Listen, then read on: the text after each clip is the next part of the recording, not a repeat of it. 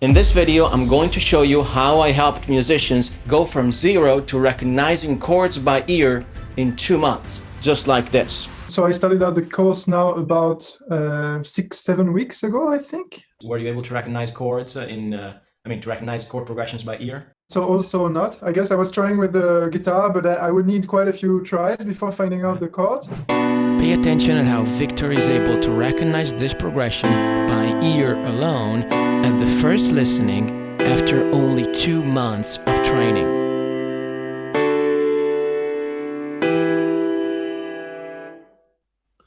Okay, I got mi, la, re, mi, la, sol, no, fa, sol, la. Great, awesome.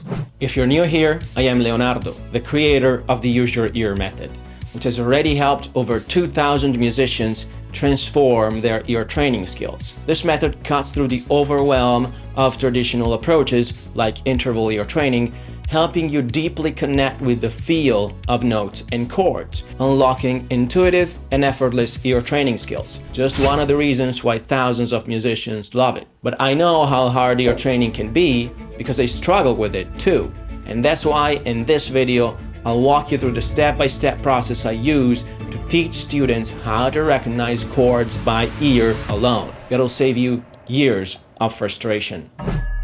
The first step I teach is tonic recognition, basically the ability to recognize the tonic by ear, which means that you listen to a piece of music and you can point out which sound is the tonic of the tonality in which the music is playing. This ability is absolutely essential because it's going to set the basis for everything else that comes after it. And this is the first step you need to accomplish when recognizing a chord progression by ear. Quick tip, if you struggle with this skill, just try to recognize the tonic by ear in nursery rhymes, which are often built on the major scale, and it's often quite easy to recognize the tonic there. After you've developed a decent level of tonic recognition skills, the next skill you need to develop is tonic retention. Tonic retention is the ability to retain the tonic in the back of your mind. This means that you can easily recall and sing the tonic at any given time without effort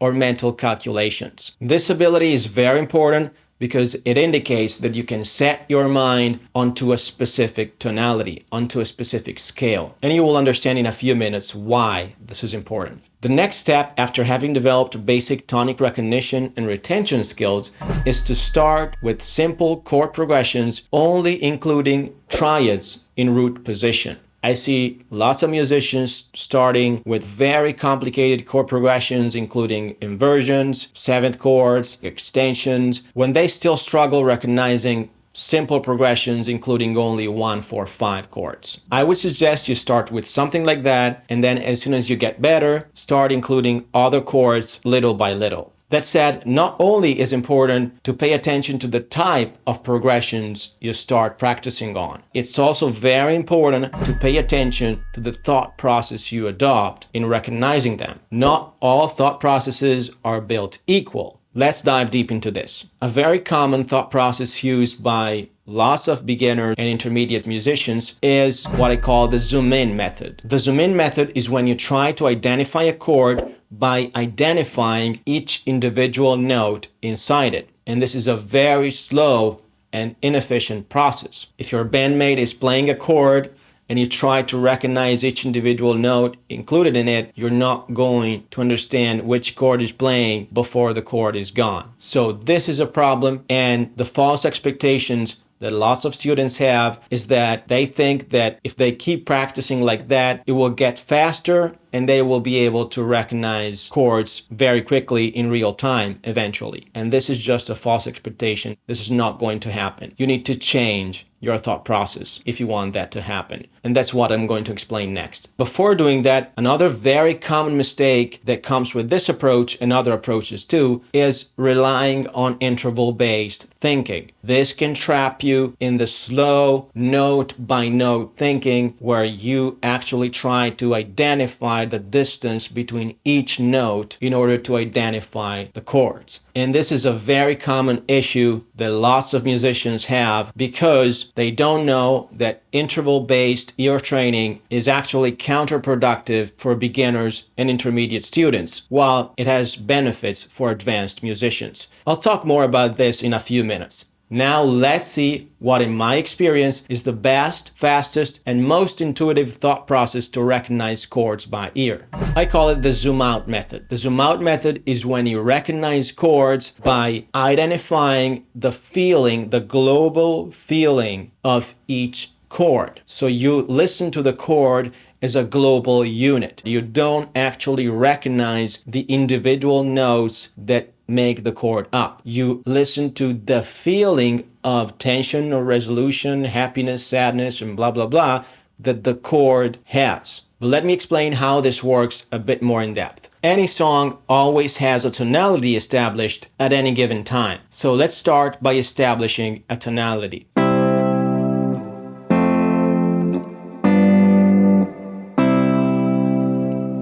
Now you're perceiving resolution on this note, on this chord. This is the tonic chord.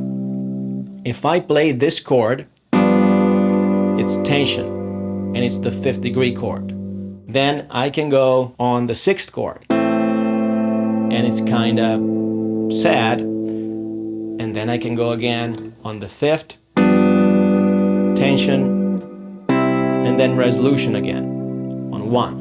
So what does this mean? Within the tonality, we have 7 notes. We can build one chord on each of these 7 notes. We just have 7 possible chords within the tonality, and they are 1st, 2nd, 3rd, 4th, 5th, 6th, 7th, and then the 1 again.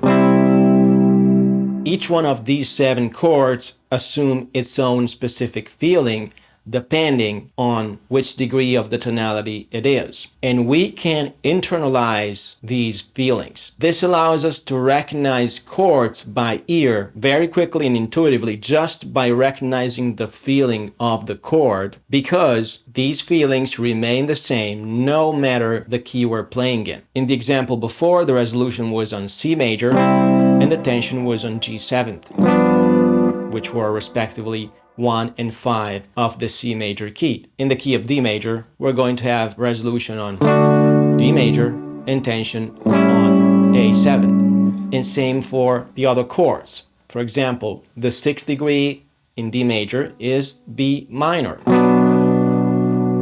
And this has the same sad feeling that A minor has in C major, because they are both the 6th degree in these 2 different keys. This is how you train your ear to recognize chords very quickly and intuitively, by paying attention to the feeling they assume within the tonality.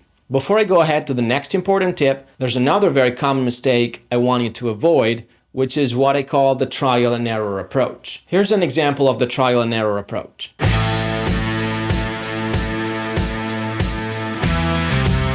Okay, let's try to find the notes. Nope. That's the first note. As you see, with the trial and error approach, you just make attempts on finding the pitches on your instrument. And this actually trains only your basic pitch matching skills, which is just the ability to match the pitches you hear in a song onto your instrument. And it's not by any means going to develop the entire set of skills that allows you to recognize chords by ear intuitively and effortlessly and without using your instrument. And it also won't allow you to get all the additional benefits that come from proper ear training. An important tip when applying the Zoomout method is to pay particular attention to the bass note. This doesn't mean to just pay attention to the bass note and forget about the other notes. Nonetheless, the bass note is actually responsible, I would say, for 60-70% of the overall sound and feeling of the chord. That's why my suggestion is to still listen and perceive the chord as a global unit while paying particular attention to the bass note. Keep in mind, trying to recognize chords with the Zoomout method by thinking in intervals won't work. Thinking of intervals actually blocks you from fully connecting with the feel of each chord. If you're unsure why, check out this video here, But if you're already past that and want to dive into my step-by-step process for recognizing melodies by ear, just head over to this video right here.